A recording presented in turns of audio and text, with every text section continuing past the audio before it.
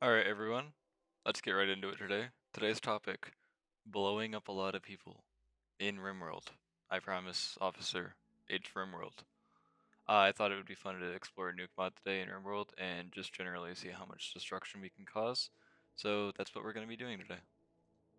So here you can see our elite group of, volunteers.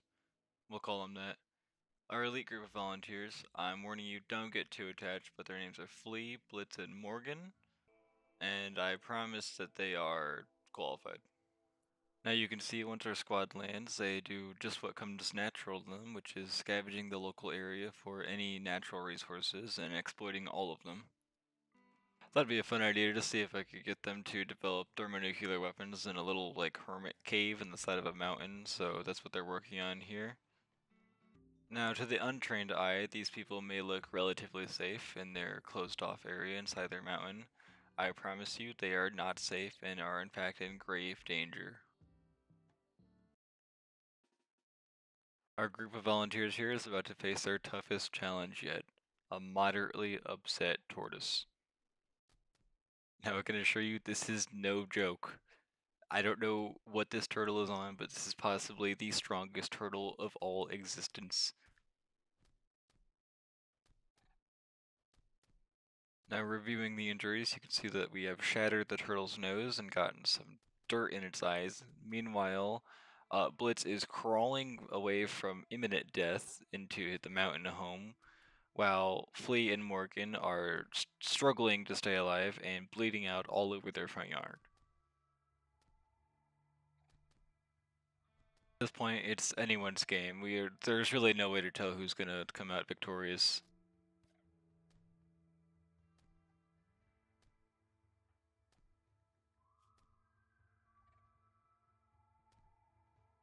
You can see here Morgan has a bite on his head, right arm, left arm, and bruises on all his other appendages. And Flea has bites all throughout their body. Now you guys are going to find this hard to believe, but our group of volunteers did not survive the tortoise attack, and we had to call on back up to do what had to be done. I promise you this is the most humane way it could have been handled. Rest in peace to the Avengers level threat that was that tortoise.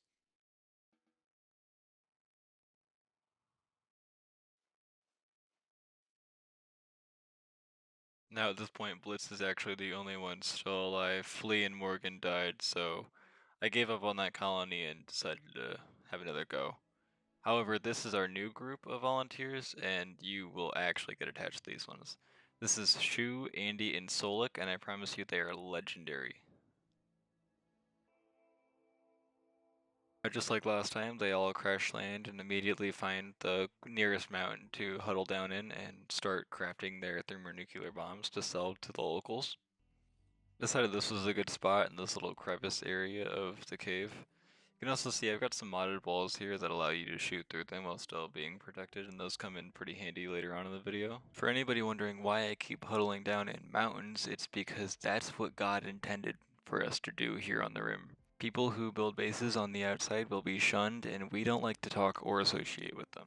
They are filth, as we all know, and anybody caught conspiring with the outsiders, possibly against our fellow mountaineers, will be executed by a firing squad using probably rocks and slingshots.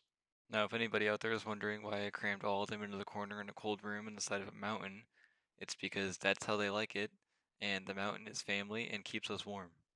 So don't ask them if they're happy, I promise you they are.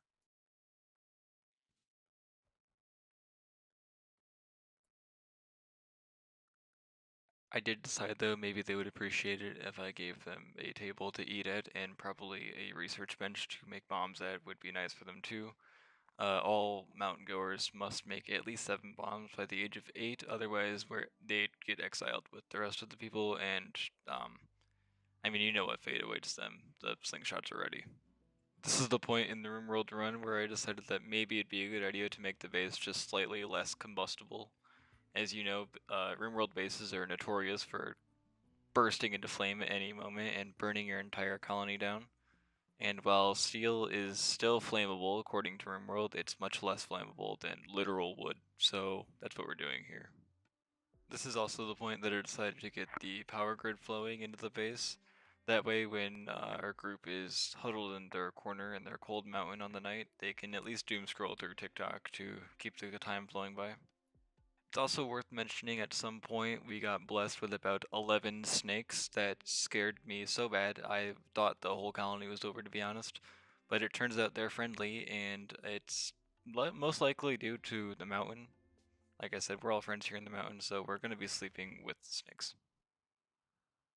Now, as any Rimworld local knows, it's always pleasant to wake up in the middle of the morning to dead bodies and explosives landing in your front yard. And that's simply what happened today. This is really typical. I mean, this happens all the time. Now, while the base just idles in the background, I decided this would be a good point to just kind of talk about my channel in general and the plans that I have for it in the future. So, I'm going to try to make my upload schedule a lot more consistent. I know I've said it a lot in the past, but I've decided that this is what I want to do for my life, and I think this would be an amazing job if I can somehow be lucky enough to make that happen. And this is way more preferable than my current soul-crushing 80-hour weeks at a factory, so if you want to maybe like and subscribe, that would mean the world to me. You don't have to, of course. I'm going to keep on keeping on, whether I get a huge amount of support or not, but it would mean the world to me if you could. Anyways, we're now building batteries, and I mean, of course, it's standard procedure to put them all right next to each other in one room in the corner. So if one were to ever explode, it's a complete catastrophe and blows up the entire power grid, because that's how we do things around here.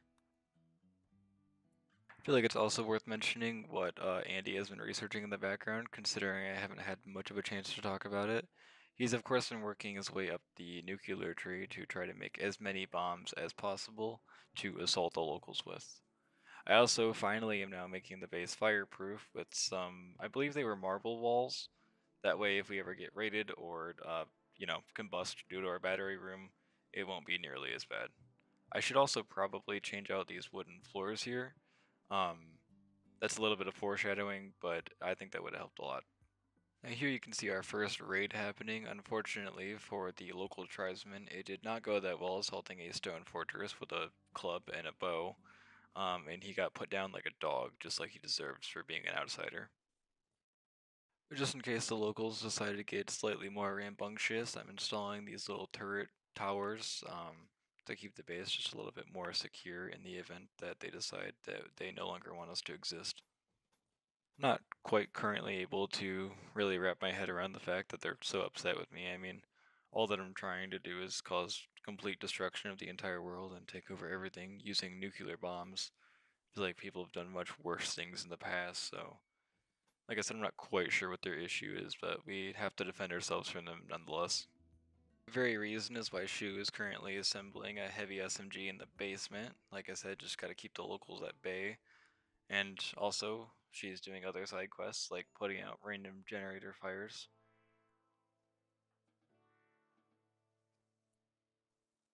What you're witnessing now is actually the first serious issue that this colony has had. Andy got a severe infection in his left leg and was going to die, and Andy is the only smart person in the entire colony. So I had Solik rip his left leg off with, like, I think the one medical skill that Solik has, and put a peg leg on. Thankfully, he did survive, so we were able to continue, and Shu is now assembling disposable rocket launchers in the basement, which is a little bit of a step above the heavy SMG. These rocket launchers I can assure you are just for display though, and we will not be using them against any potential threats. So here you can see I'm testing out the range on some of these bombs that I've been making, and I'm realizing that shooting them in your front yard via mortar is not exactly the safest thing, and most times involves the destruction of said mortar and also your entire property. So I'm thinking it's a smarter idea to launch them at our neighbors instead. I've found a suitable target being my next door neighbor, and I have now begun our first assault of random nukes and missiles that have been shooting at them from my yard. Here you can see I'm launching a large nuclear warhead, and foreshadow a little bit here, that does not go the best for us, unfortunately. There you can see the missile flying away to hopefully annihilate our neighbors. I think it's kind of fun watching it fly across the map.